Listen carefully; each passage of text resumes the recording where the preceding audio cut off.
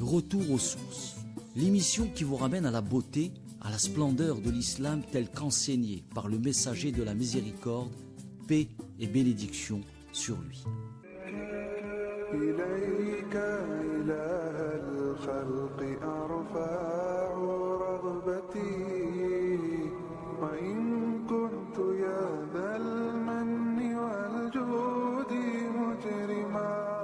بسم الله الرحمن الرحيم الحمد لله رب العالمين وصلى الله على سيدنا محمد وعلى آله وصحبه والتابعين وبعد أيها الملأ الكريم السلام عليكم ورحمة الله وبركاته. ابن عطاء الله السكندري a dit المؤمن إذا مدح استحيا من الله أن يثنى عليه بوصف لا يشهده من نفسه. Loué, le croyant en a honte devant Dieu, craignant d'être loué pour une qualité qu'il ne voit pas en lui-même. Déjà pour ce qui est d'être loué pour une qualité que l'on ne voit pas en soi-même, Al-Bukhari et Muslim rapportent d'après Asma radiyallahu anha qu'elle a dit Inna imra'atan qalat ya Rasulallah inna li darrah fahal alayya junahun إن تشبعت من زوجي غير الذي يعطيني فقال النبي صلى الله عليه وسلم المتشبع بما لم يعط كلابس ثوبي زور. Ô messager de Dieu, j'ai une coépouse. Est-ce que je commets un péché en lui faisant croire que mon mari m'accorde plus d'égards qu'il ne le fait en réalité?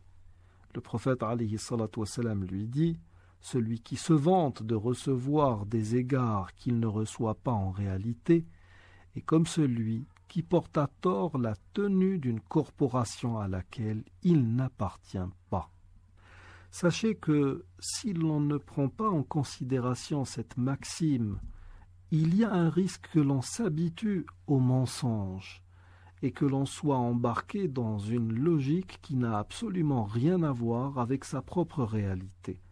Dans un hadith authentique, Abu Hurayrata radiyallahu anhu a dit « J'ai entendu le messager de Dieu alayhi salatu wassalam dire « Thalathatun yahlikuna inda al-hisab » Le jour de la résurrection, les premiers hommes à être condamnés seront Jawadun wa shuja'un wa alim, un homme généreux, un homme courageux et un savant.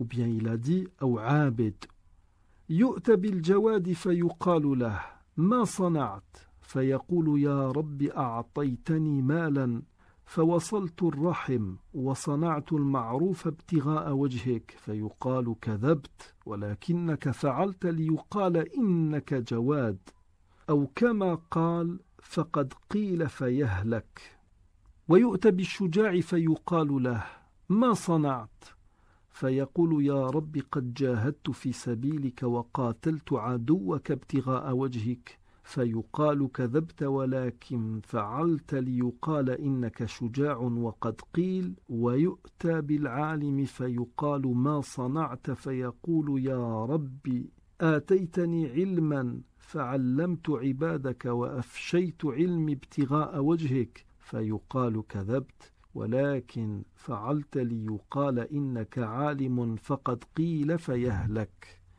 Le jour de la résurrection, donc, les premiers hommes à être condamnés seront un homme mort en martyr, on le fait venir, Dieu lui montre ses bienfaits à son égard et il les reconnaît. Il lui dit « Qu'as-tu fait de ces bienfaits ?»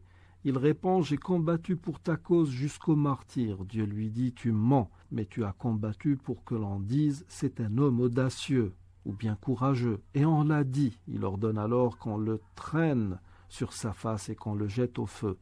Un homme qui a appris la science, l'a enseigné aux autres et a lu le Coran, on le fait venir, Dieu lui montre ses bienfaits à son égard et il les reconnaît. Il lui dit « Qu'as-tu fait de ces bienfaits ?» Il répond « J'ai appris la science, je l'ai enseigné et j'ai lu le Coran par amour de toi. » Alors Dieu lui dit « Tu mens, mais tu as appris la science pour que l'on dise « Il est savant. » Et on l'a dit.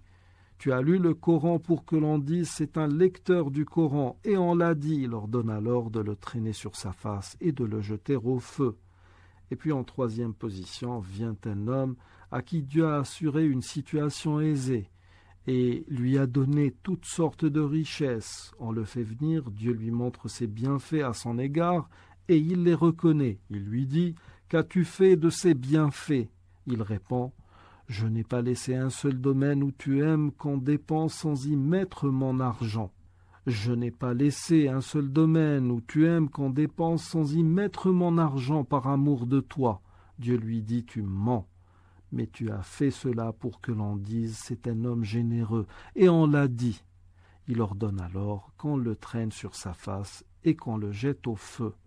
Tout ceci donc nous renvoie aux maximes précédentes, parmi lesquelles se trouve celle qui dit « Les gens te louent pour ce qu'ils t'imaginent être, blâme alors ton âme pour ce que tu connais d'elle. » Ou bien celle qui dit « Ton désir que les gens connaissent ton élection dénote que tu n'es pas sincère dans ta dévotion. » Ou bien celle qui dit « Lorsque les louanges déferlent sur toi, alors que tu n'en es pas digne, loue Dieu selon ce qui lui est dû. » Nous arrivons au terme de cette émission. Je vous remercie de l'avoir suivi et d'ici demain, je vous dis astawdi'ukumullah alladhi la tadi'u wada'i'ah. Wassalamu alaykum wa rahmatullahi wa barakatuh.